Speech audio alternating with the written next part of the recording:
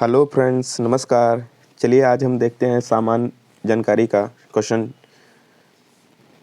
ये test series है, इसको आप करते रहिए, जो आपकी परीक्षा की दृष्टि से अति महत्वपूर्ण है, कांस्टेबल के लिए, यूपी कांस्टेबल के लिए।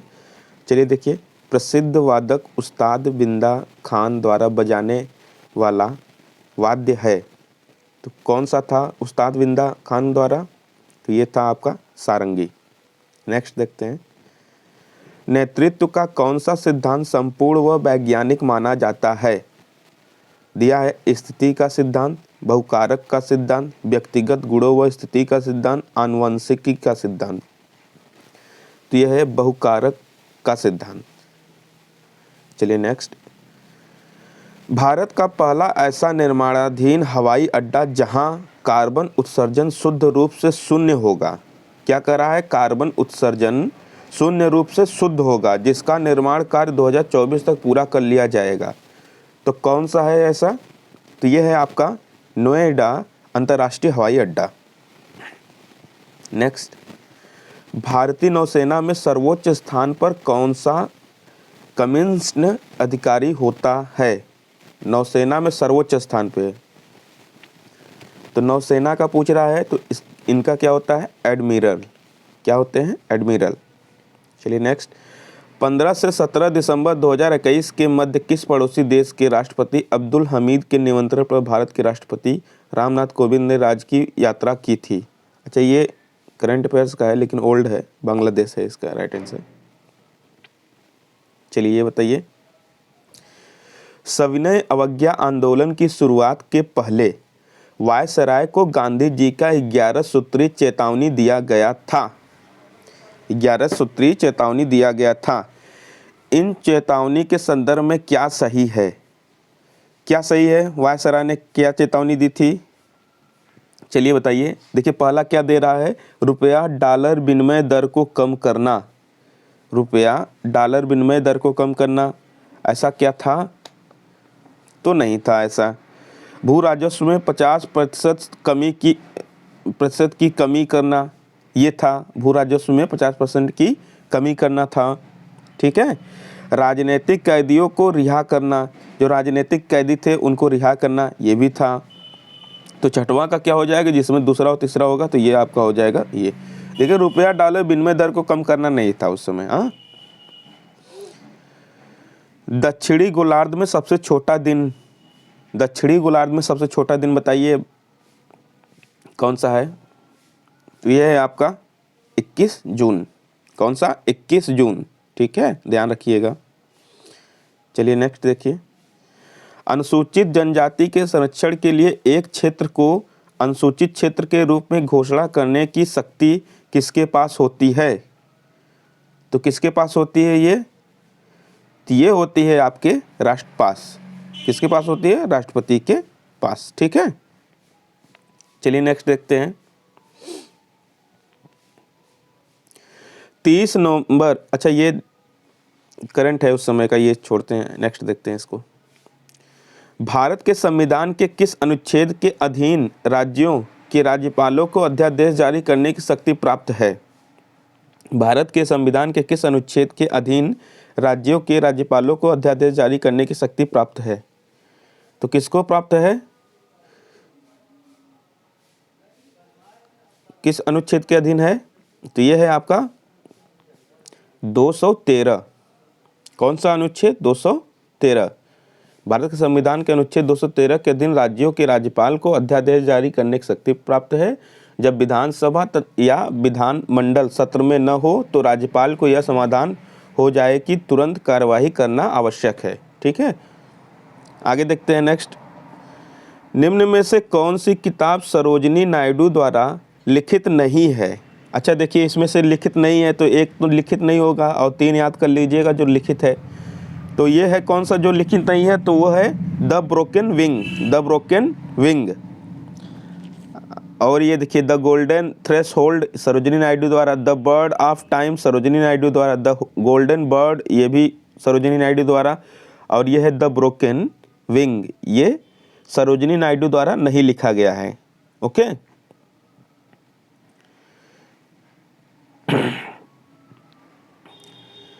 तो ये द ब्रोकन विंग किसके द्वारा लिखी गई है? तो उनका नाम आए तो उनका क्या नाम है? खलील। उनका क्या नाम है? खलील जिब्रान। उनका नाम है खलील जिब्रान। ओके, चलिए नेक्स्ट देखते हैं। निम्नलिखित में से कौन सी मिश्रित खेती का प्रमुख विशेषता है? चलिए बताइए, बहुत अच्छा सा क्वेश्चन है। नकदी और खाद्य दोनों फसलों के साथ साथ खेती, दो या दो से अधिक फसलों को एक ही खेत में उगाना, पशुपालन और फसल उत्पादन को एक साथ करना, उपयुक्त में से कोई नहीं। देखिए आप लोग कंफ्यूजन हो गए कि दो या दो से अधिक फसलों को एक ही खेत में उगाना, आप लोग ये राइट आंसर मार सकते हैं, लेकिन पर ये नहीं है। इसका राइट आंसर क्या है? ये पशुपालन और फसल उत्पादन को एक साथ करना। जब पशुपालन और फसल उत्पादन को हम लोग एक साथ करते हैं तो उसी को क्या कहते हैं? मिश्रित खेती। ओके, चलिए नेक्स्ट देखते हैं।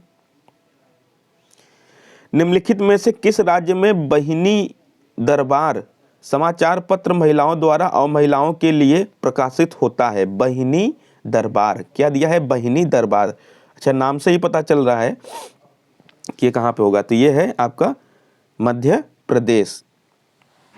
लाडली योजना ये सब चीजें अभी मध्य प्रदेश में ही तो चल रहा था ना। आगे देखते हैं। किस सिख गुरु ने आदि ग्रंथ संकलित किया? आदि ग्रंथ संकलित किया किस सिख गुरु? तो वो थे आपके गुरु अर्जुन देव जी। चलिए नेक्स्ट देखते हैं। तुलुव के राजवंश की स्थापना किसने की? तुलुव के राजवंश की स्थापना किसने की? तो वो थे वीर नरसिंह।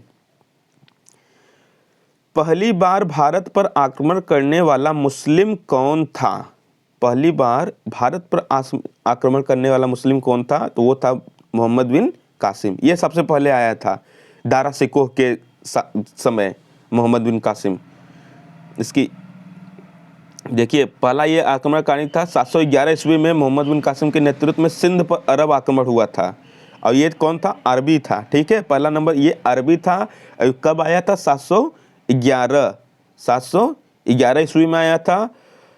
और अरबों ने 712 ईस्वी में दाहिर को परास्त कर दिया। जो राजा दाहिर थे उसको 712 में इन्होंने परास्त कर दिया था। और सिंध पर विजय प्राप्त कर लिया था। जानते रहिए। निम्न में से कौन सा उपवेद नहीं है? कौन सा उपवेद नहीं है? तो यह है योग वेद। योग वेद आपका उपवेद नहीं है। 9 दिसंबर 2021 को केंद्रीय पर्यावरण वन और जलवायु परिवर्तन मंत्रालय द्वारा जारी सूचना के अनुसार किस राज्य संघ शासित में स्थित मानव निर्मित हैदरपुर आर्द्रभूमि को भारत का 47वां रामसर साइट अंतर्राष्ट्रीय स्तर पर 2463वीं रामसर के रूप में मानित किया गया? तो ये कौन सा है? यह है आपका यूपी, उत्तर प्रदेश। चलिए नेक्स्ट देखते हैं। चलिए बताइए, अच्छा क्वेश्चन है। निम्नलिखित देशों में से किस एक के देशों में से भूमध्य रेखा गुजरती है? किस एक के देशों में से भूमध्य रेखा गुजरती है? बताना है, बताइए। तो इसका राइट आंसर क्या है? कोलंबिया, केन्या और इंडोनेशिया। कोलंबिया, केन्या और इंडोनेशिया। देखिए, स्थल एवं जल पर भूमध्य रेखा कुल 13 देशों से होकर गुजरती है। स्थल और जल से होकर कुल भूमध्य रेखा कुल 13 देशों से होकर गुजरती है। उसमें कौन कौन से देश हैं? देखिए नाम बता दे रहे हैं। एक तो है साओ टोम। एक क्या है? साओ टोम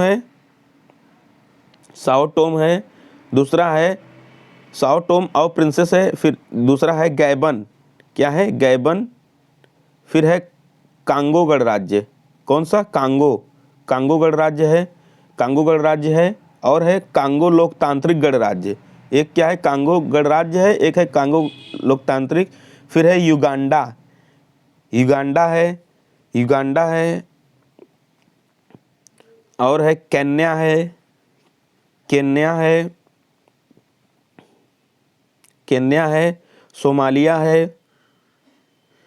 सोमालिया है। मालदीव है। देखिए मालदीव से भी भूमध्य रेखा गुजर के जाती है, अपने देश से रिलेटेड है। तो इंडोनेशिया है। किरिबाटी है। इक्वेडोर है और कोलंबिया है और ब्राज़ील है। ठीक है, इतना है। कोलंबिया, केन्या, इंडोनेशिया, ठीक है। देखिए जिम्बिया नहीं है, हाँ, सूडान नहीं है, इसमें इथोपिया नहीं है, इस तरीके से आपको याद करना होगा, ठीक है। चलिए नेक्स्ट देखते हैं। हेमिस गोम्पा नामक मठ कहाँ स्थित है? हेमिस गोम्पा नामक मठ कहाँ स्थित है? तो यह है आपका लद्दाख में स्थित है। कहाँ पे स्थित है आपका भाइयों? लद्दाख में स्थित है।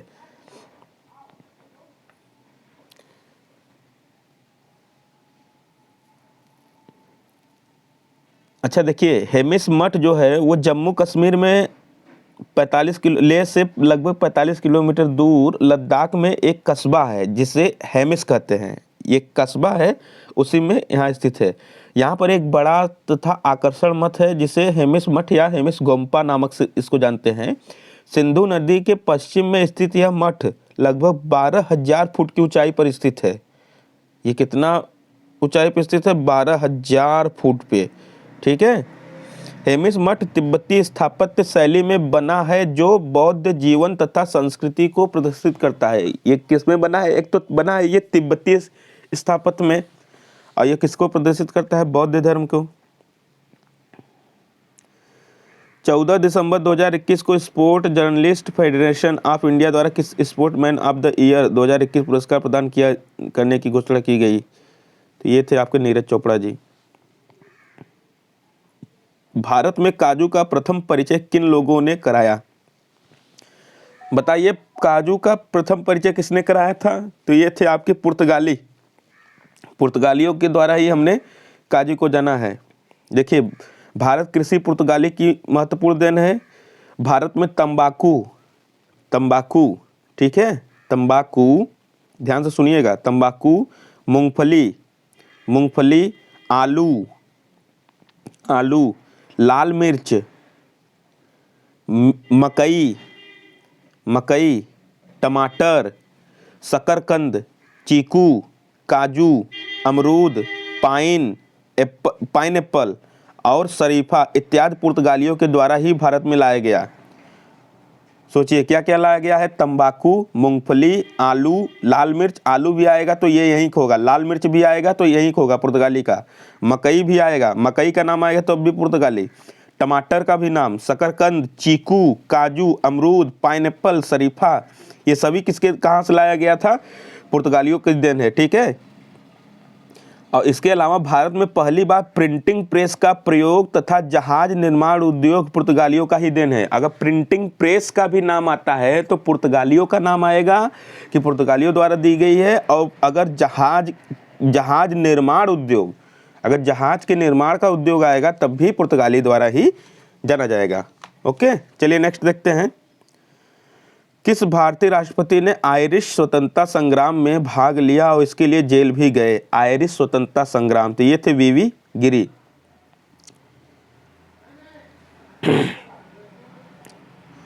विश्व पर्यावरण दिवस कब मनाया जाता है? सिंपल सा क्वेश्चन है, दिवस जरूर याद करिए, दिवस पे क्वेश्चन जरूर बनेंगे। तो ये आपका मनाया जाता है 5 जून को। कब मनाया जाता है? 5 जून को। देखिए, पर्यावरण प्रदूषण की समस्या पर सन 1972 में, कब? 1972 में संयुक्त राष्ट्र संघ ने स्टॉकहोम में विश्व भर के देशों का पहला पर्यावरण सम्मेलन किया। तो कहाँ पे हुआ था? स्टॉकहोम में, ओके, स्टॉकहोम में हुआ था। चलिए नेक्स्ट देखते हैं। दिसंबर 2021 में भारत की अमूर्त सांस्कृतिक विरासत में से किसकी यूनेस्को द्वारा अंतर्राष्ट्रीय सांस्कृतिक विरासत सूची में शामिल किया गया है? तो कौन सा है वो? कोलकाता की दुर्गा पूजा। भारतीय संविधान सभा में कुल कितनी महिलाएं सदस्य थी? बहुत अच्छा क्वेश्चन है, बताइए। भारतीय संविधान सभा में महिला संख्या कितनी थी? तो ये थी आपकी 15। कितनी थी? 15। देखिए, भारतीय संविधान सभा का निर्माण भारत की संविधान की रचना के लिए किया गया था। भारत की संविधान की रचना के लिए किया गया था। संविधान सभा की कार्रवाई 13 दिसंबर 1946 को हुआ था। 13 दिसंबर 1946 में हुआ था, ठीक है, 1946 में। इसे जवाहरलाल नेहरू द्वारा पेश किया गया था। इसका उद्देश्य था, प्रस्ताव के साथ प्रारंभ हुई। चलिए आगे देखते हैं। उत्तर प्रदेश में शेर सफारी स्थित है, उत्तर प्रदेश में शेर सफारी स्थित है, तो ये है आपका इटावा में। प्रसिद्ध चरकुला नृत्य, बहुत अच्छा क्वेश्चन है, प्रसिद्ध चरकुला नृत्य संबंधित है, तो ये कहाँ पे संबंधित है? ये है आपका ब्रजभूमि, ब्रजभूमि कहाँ पे स्थित है? ब्रजभूमि। चरकुला नृत्य की बात आएगी तो निम्नलिखित में से कौन सा भारतीय अर्थव्यवस्था का प्राथमिक क्षेत्र है? देखिए आ गया ना प्राथमिक क्षेत्र, कृषि दिया है, उद्योग दिया है, सहकारिता दिया है, उपरोक्त में से कोई नहीं। जब भी प्राथमिक क्षेत्र का नाम आएगा तो प्रकृति से रिलेटेड चीजें होंगी, तो वो हो गया आपका कृषि, और दूसरा आता है तो इंडस्ट्री होता है, और तीसरा जो होता है आपका सेवा क्षेत्र होता है। तो इसलिए इसका राइट आंसर क्या होगा आपका? कृषि। चलिए नेक्स्ट देखते हैं।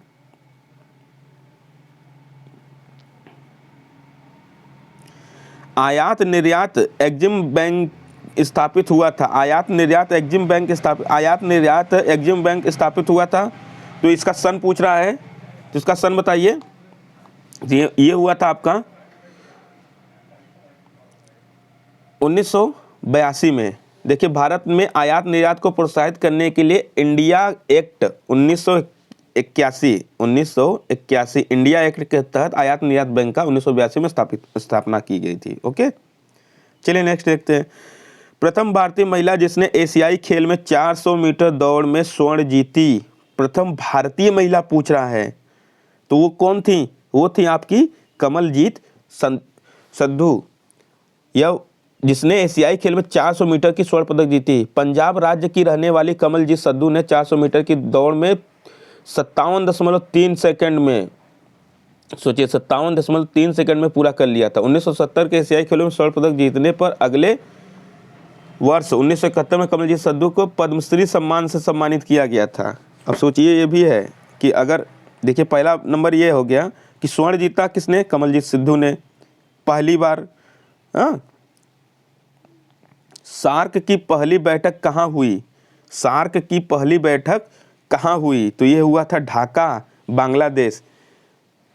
देखिए सार्क का सुझाव सर्वप्रथम बांग्लादेश के पूर्व राष्ट्रपति जियाउर रहमान ने वर्ष 1977 में दिया था। सार्क की स्थापना 1985 में हुई। तो सार्क की स्थापना कब हुई अगर आ गया तो 1985 में हुआ। किसने दिया था? जियाउर रहमान ने।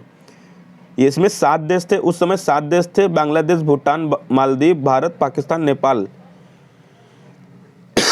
श्रीलंका इसके सदस्य थे। लेकिन 14वें शिखर सम्मेलन 2007 में अफगानिस्तान को 8वां देश के रूप में सार्क में सम्मिलित कर लिया गया। 14 दिसंबर 2021 को संयुक्त राज्य अमेरिका की अंतरिक्ष संस्था नासा को यह विज्ञप्ति के अनुसार नासा को कौन सा अंतरिक्ष यान सूर्य के वायुमंडल में प्रवेश करने का पहला अंतरिक्ष यान है? तो इसका है पार्कर सोलर प्रोब। अच्छा ये देखिए करंट अफेयर्स है, ये बुक्स तो सही है लेकिन ये जिस हिसाब से अपडेट किया है 23-24 दिया है, लेकिन ये पूरा अपडेट नहीं किया है। अभी मैं इसको कराता हूँ, उसके बाद मैं नेक्स्ट कराऊंगा इसकी, जैसे जो अभी इसका अगर कोई और अच्छी बुक्स आती हैं तो उसमें से भी प्रैक्टिस सेट करा दूंगा 10 दिन के अंदर। इसका छावनी क्षेत्र होगा। चलिए देखते हैं नेक्स्ट। लौह और रक्त की नीति किसने अपनाई? देखिए लौह और रक्त की नीति किसने अपनाई थी? तो ये थे आपके बलबन। कौन था? बलबन। देखिए कठोर नीति गुलाम वंशी शासक बलबन के अपनाई थी। बलबन कौन शासक थे? गुलाम वंश के। बलबन ने विद्रोहियों को कमजोर करने तथा मंगोल आक्रमणों पर रक्षा के लिए यह नीति अपनाई। बलबन ने राजत्व सिद्धांत को ऊंचा करने के लिए सिजदा एवं पेबोस प्रथा का भी आरंभ किया। सिजदा और पेबोस। सिजदा क्या होता है? हाथ के द्वारा जो सर के पास ऐसे करके क्या देते हैं ना, सलाम अलैकुम, वही चीज़ होता है। और पेबोस क्या होता है? पैर को चूमना। ये होता है सिजदा और पेबोस। टीपू सुल्तान कहाँ का शासक था? टीपू सुल्तान कहाँ का शासक था? ये थे आपके मैसूर के शासक। टीपू सुल्तान जी कहाँ के शासक थे? ये थे मैसूर के शासक। अंग्रेजों से युद्ध के दौरान हैदर अली की मृत्यु के बाद टीपू सुल्तान मैसूर का शासक बना, जो अपने पिता की भांति योग्य तथा पराक्रमी था। टीपू की मृत्यु चतुर्थ आंग्ल मैसूर में कब हुआ था? टीपू की मृत्यु तो चतुर्थ आंग्ल मैसूर युद्ध में के दौरान 1799 में इनकी मृत्यु हो गई थी। कब हुआ था? कहाँ हुए थे? चतुर्थ आंग्ल मैसूर युद्ध में। चलिए लास्ट क्वेश्चन देखते हैं। संविधान सभा का 52वां संशोधन संबंधित है, पूछा है 52वां संशोधित है, तो ये है आपका दल बदल से। क्या है? दल बदल। अच्छा, दल बदल क्या होता है उसके बारे में जान लीजिए। देखिए, भारत का संविधान संशोधन 52वां अधिनियम 1985 द्वारा यह व्यवस्था की गई कि यदि किसी संसद सदस्य या विधानसभा सदस्य दल बदल करता है, दल बदल करना मतलब अभी मतलब बीजेपी में है फिर कांग्रेस में चला जाए, या सपा में है तो बसपा में चला जाए, इस तरीके से दल बदल करता है, या दल द्वारा निकाल दिया जाता है जिससे उसे चुनाव में खड़ा किया था, या कोई निर्दलीय उम्मीदवार दल को सदस्य बन जाता है, तो वह सदस्य का सदस्य होने के अयोग्य करार किया दे, तो वह सदस्य का सदस्य नहीं होगा। ठीक है, ओके, थैंक यू। मिलते हैं नेक्स्ट वीडियो में। देखते रहिए, पढ़ते रहिए।